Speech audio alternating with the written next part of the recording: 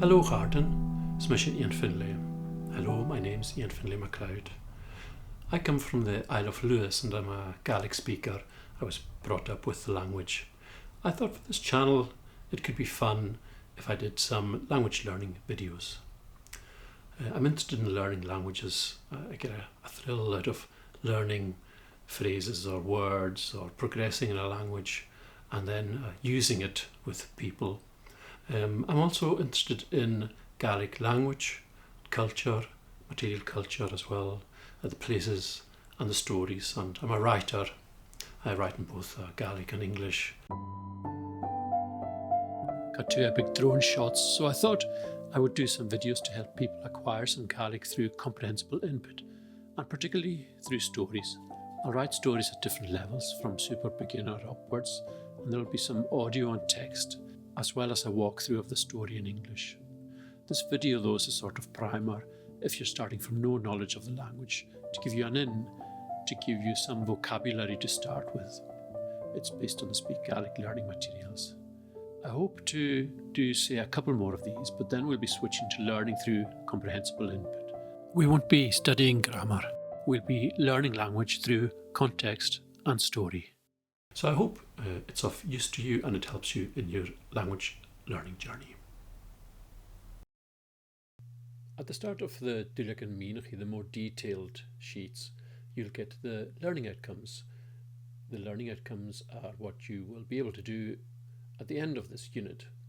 In this first lesson, which is about a quarter of an hour, we'll do number 1, I can use simple greetings, and number 8, I can ask someone how they are. So sometimes I'm just going to go between the main document that you would use in a class and the Gaelic Meenachi, which is has a bit more information on the concepts and the ideas and the language that you're learning. So I'll go between the two, but you can get both of these online. You can just download them from the SpeakGaelic.Scot website. So fáilte welcome. Learners in Scotland may be surprised by the number of Gaelic words commonly used in Scottish English. There's quite a lot of borrowing between the two, right enough. Gaelic words or words derived from Gaelic are often used to talk about the landscape. Loch for a lake or a loch. Bain for a mountain. You see that as ben a lot. Glaun or a glen. It's here, place names in Scotland are very often of Gaelic origin. Well, yes, a lot of them are also of Norse origin, which have been Gaelicised. But, these are from a Gaelic origin. Balle, Ballurentleve, Newtonmore, Balle, town. Ciaun, head. Ciaun and curl. Curlachin, that can be. Curlachin, Kailachin. And Scottish cultural activities, Cayley. Having a Cayley. A Cayley would be a visit, but also a Cayley dance. So it's used now. Ishkebehe, I like that. That's a Scottish cultural activity. Ishkebehe. Ishkebehe whiskey. And Scian du. That's the wee knife that you have with your kilt. So there's a few words here. Let's just go through them. This list that you'll know already. Fáilte, welcome fáilte. Sláinte, cheer, sláinte. Sláinte va. Búrach. Búrach is a mess, a real bit of a mess, as Malcolm Tucker would say. And omnibúrach is a word I've heard used as well. That's fairly prevalent. A búrach. A Cayley dance, like we said. A clown. You can get that in clan, I guess. That's where that's derived from, clown. When you're using it in terms of a clan, though, clanignekel, you say it slightly differently. But your children, if someone has children, they would be clown. Gulor is galore. Ishkebehe galore, whiskey galore. Bain, we've said Ishkebehe, whiskey. Sassenach. We would use it for an English person. Sassing is England. Sassenach. Slogaram, slogan apparently is derived from that. Slogaram is Slóg is the people, Gadam is a call. Bohan, bothy. So if you go on a walk in the Highlands, there's a network of bothies that you can stay at, kind of stone huts. We also have a bohak, the word bohak in Gaelic. But bohan as well was used on Lewis at the time of Prohibition for, I guess they were illegal, little huts, little buildings where people could go and have a dram, bohan. Glawn, yes, well we all know Glen, yeah. Curl, Kyle. Loch we've done. Carn, a cairn, Carn. Capper, a capper. Brog, So I looked this up, yes, brog is also in other Celtic languages, in Irish. So it looks like maybe an Indo-European word which has come through, which is then borrowed into English and French apparently as well. Scian, sciantu. That's the wee knife that you have in your sock when you're wearing a kilt. Sporan also you can have on the kilt, with your kilt. Well, you probably should have one. Sporan, you would also use it for, a woman would use it for her purse. Sporan. Capel Cullia, Stra, or Strath. So there's lots of these. If you went into it even deeper, you'd find a large number of them. And into Gaelic as well, there's quite a lot. There's some from Latin, obviously from English, being very strong linguistic presence. There's a lot of borrowings from English, which you'll recognise as well in the language. These things are all helpful for helping you navigate the language. So let's go to section 2, Apical na Gaelic, the Gaelic alphabet. We won't say too much about this. Let me read this out. Although the English alphabet uses 26 letters, not all European languages use all of these. Italian, for example, only uses 21. But Gaelic is even more efficient, getting by with just 18. So yes, there's 18 letters in the Gaelic alphabet. Despite using relatively few characters, Gaelic actually has more sounds than English. These additional sounds are represented by combinations of letters, with the letters H and I frequently used to represent a change in sound. Yeah, that happens a lot. English speakers will be familiar with this concept. For example, we know that a PH is pronounced as F, and that T in words finishing TION is pronounced sh. Station, enough, that kind of thing. So the letters we don't use are J, K, Q, V, W, X, Y, Z. So just forget the end of the alphabet. And we create these sounds. In other ways which you will come to know. So let's look at some greetings and goodbyes. Pianokin, it says here. Up here, I don't know what they're putting on there. Muesli, it looks like coffee. It's all a bit strange. Anyway, it says morning to us, that picture.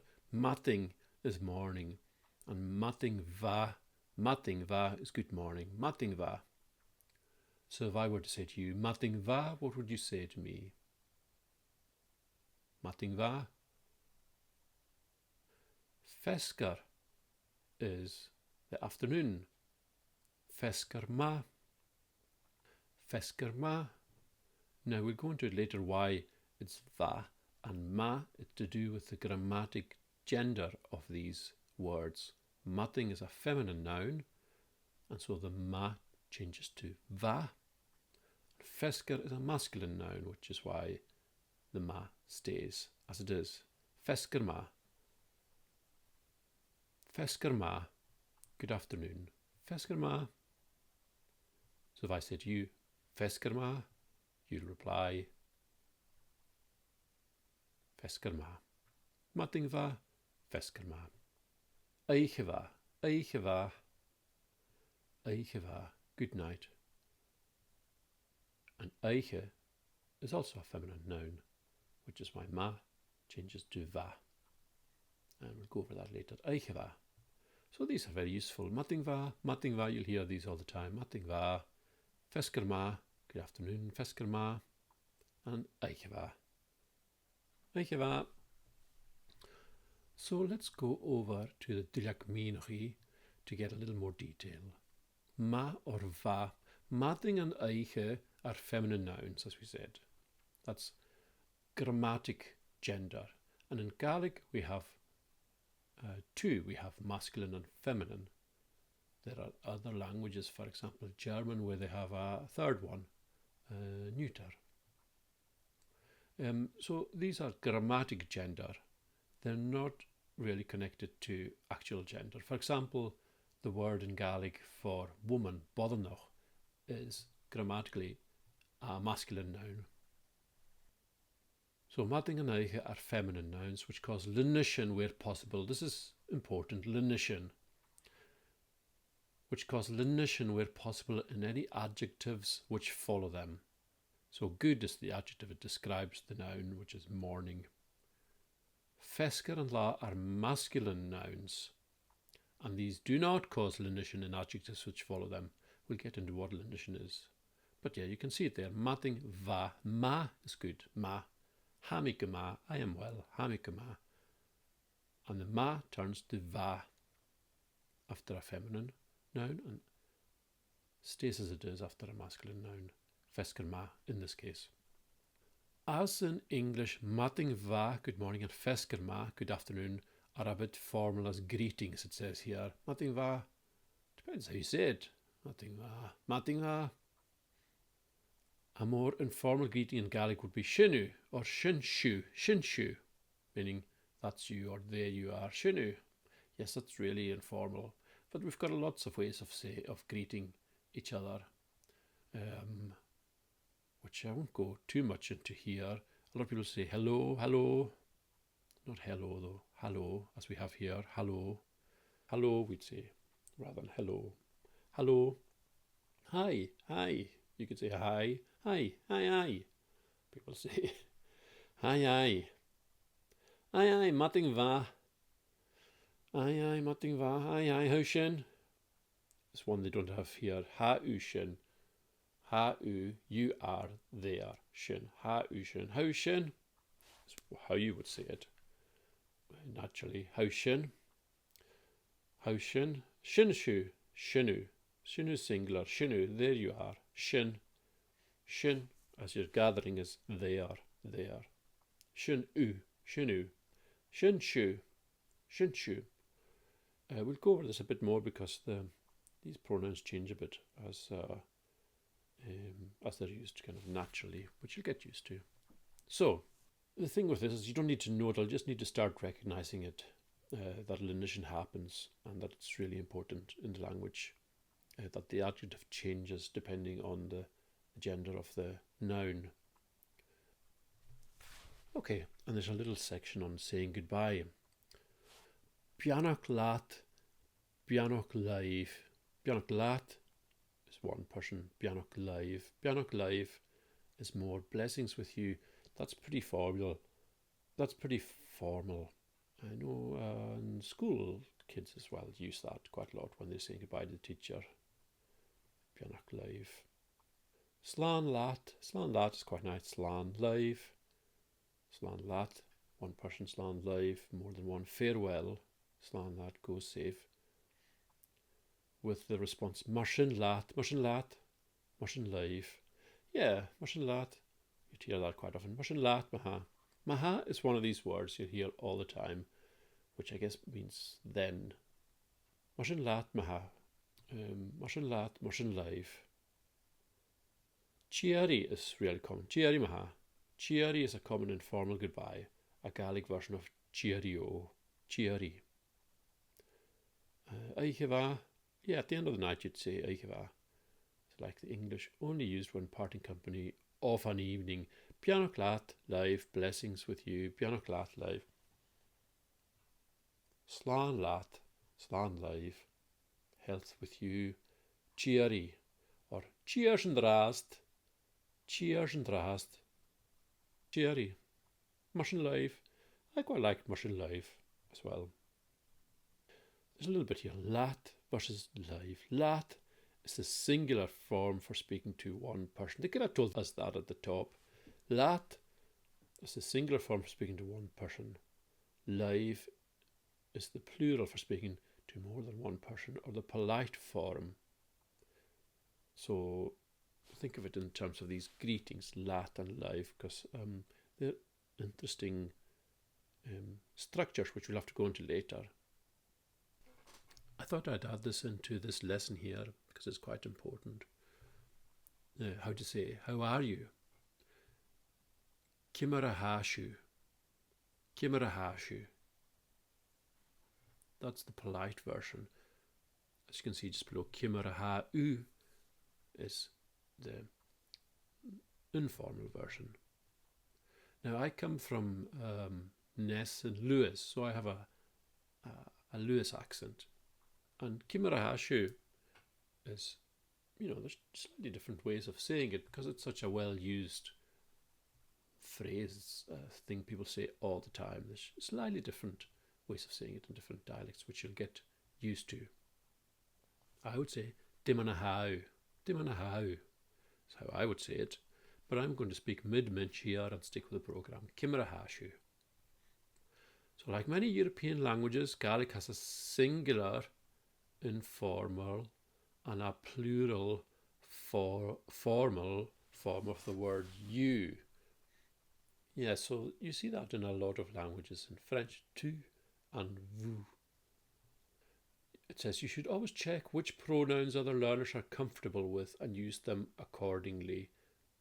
U, shive, a, e, or iat. U, it's a little bit hard to say these just stand alone. U is the informal singular form. Yeah, so that's you're talking to a mate, you would say u. Kimara hau. Kimara hau. Repeat after me. Kimara hau. Shive is the formal and plural form. Yeah, so shive you'd say to someone, say who was older than you. Kimara hashu.